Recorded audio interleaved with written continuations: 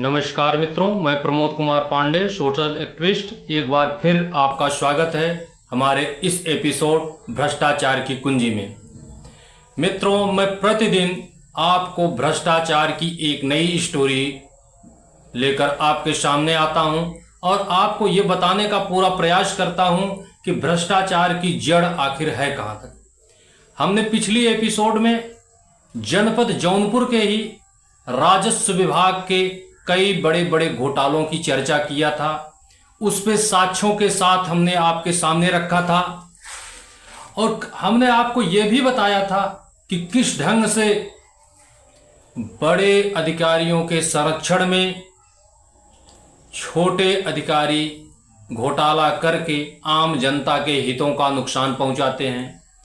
हमने आपको यह भी दिखाया था साक्ष्य के साथ किस ढंग से फर्जी अधिवास प्रमाण पत्र बनाए जाते हैं। लेखपाल से लेकर उसकी जांच एडीएम और डीएम तक करते हैं, लेकिन लेखपाल सुरक्षित रहता है सारे भ्रष्टाचार के साक्ष्य होने के बाद। लेकिन यह हमने फिर भी आपसे चर्चा किया था कि ये भ्रष्टाचार जब तक बड़े अधिकारी इसमें संलिप्त नहीं होंगे, छोटे कर्मचारी नहीं कर सकते हैं।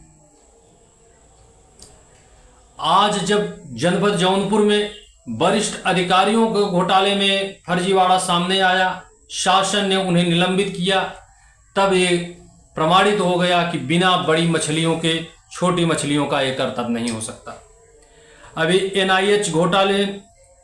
एनएचआईए घोटाले में के आरोपी सीआरओ को निलंबित कर दिया गया। प्रशासनिक अमले में इसको लेकर हड़कंप मचा हुआ है।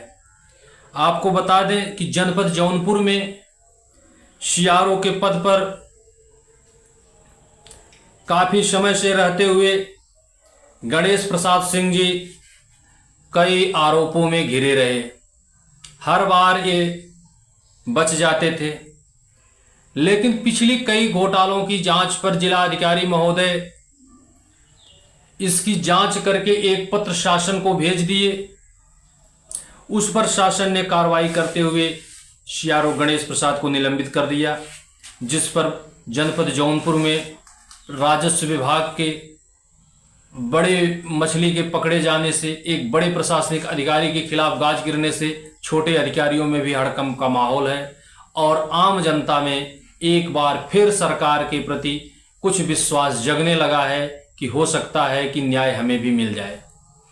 आपको बता दें कि एनएचआई घोटाले के आरोपी मुख्य राजस्व अधिकारी यानी सीआरओ गणेश प्रसाद सिंह को उत्तर प्रदेश शासन ने निलंबित कर दिया है।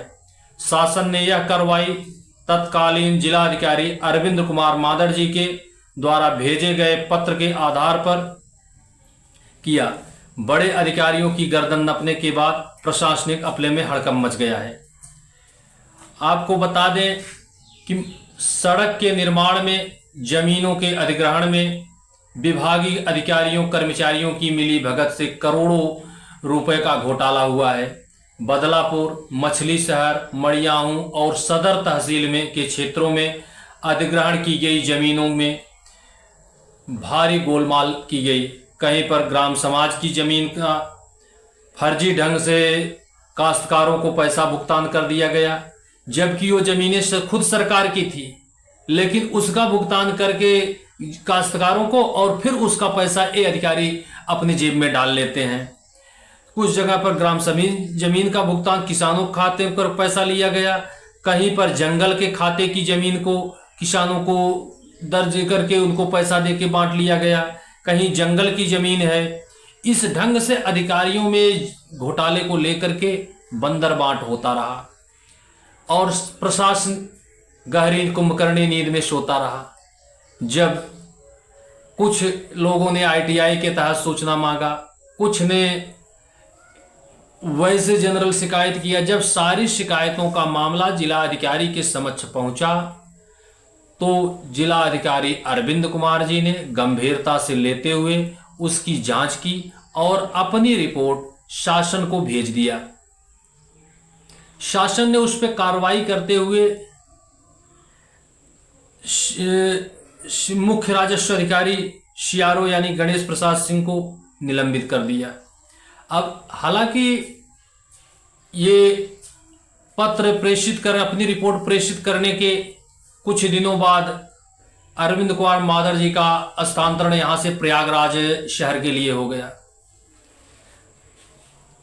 भ्रष्टाचारियों में एक खुशी भी हुई कि हो सकता है अब बच जाएं, और भ्रष्टाचार के सरगना तो यहां तक कहने लगे कि रिपोर्ट भेजने के कारण ही एक आईएएस का ट्रांसफर कर दिया गया।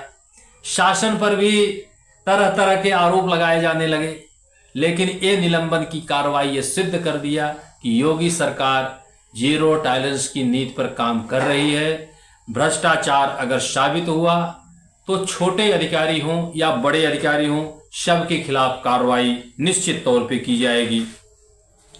ये लोग सड़क निर्माण आदि के पैसों को आपस में बांट लेते थे। अभी तक आधिकारिक पुष्टि के अनुसार इस घोटाले में विभागीय कर्मचारियों के अलावा बेसिक शिक्षा विभाग के टीचर राहुल सिंह की भी संलिप्तता पाई गई है, और अभी जांच चल रही है। इस जांच में कई अधिकारी और कर्मचारी फंसते हुए नजर आएंगे।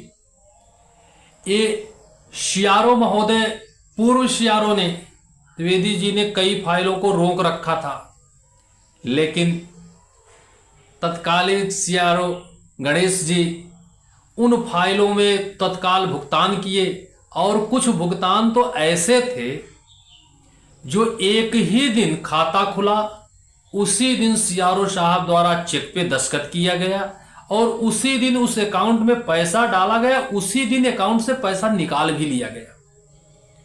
इन चीजों को गंभीरता से जब देखा गया तो जिलाधिकारी महोदय ने निष्पक्ष जांच रिपोर्ट शासन को प्रेषित किया, जिस पर एक कार्रवाई संभव हुई, और इस कार्रवाई से जनपद में भ्रष्टाचारियों में अब हड़कंप मचा हुआ है।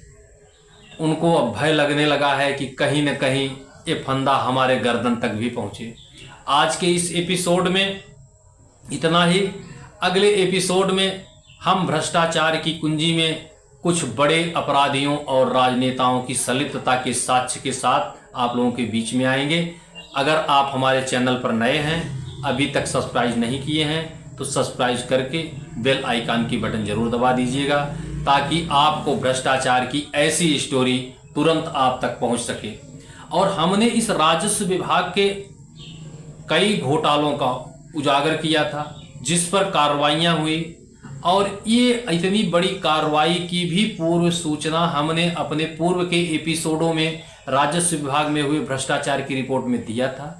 आप इसके बारे में और विस्तृत जानकारी के लिए हमारे लिंक पर जाकर के हमारे पीछे के एपिसोड में 6 से 15 तक के एपिसोड के बीच में राजस्व विभाग के इन काली करतूतों को करने के बारे में, कैसे इनका शुरुआती दौर से चल रहा था और जांच चल रही थी, इन सब की जानकारी अगर आप चाहते हैं तो हमारे पीछे एपिसोड में जाकर के आप देख सकते हैं। तब तक के लिए जय हिंद, जय मां भारत।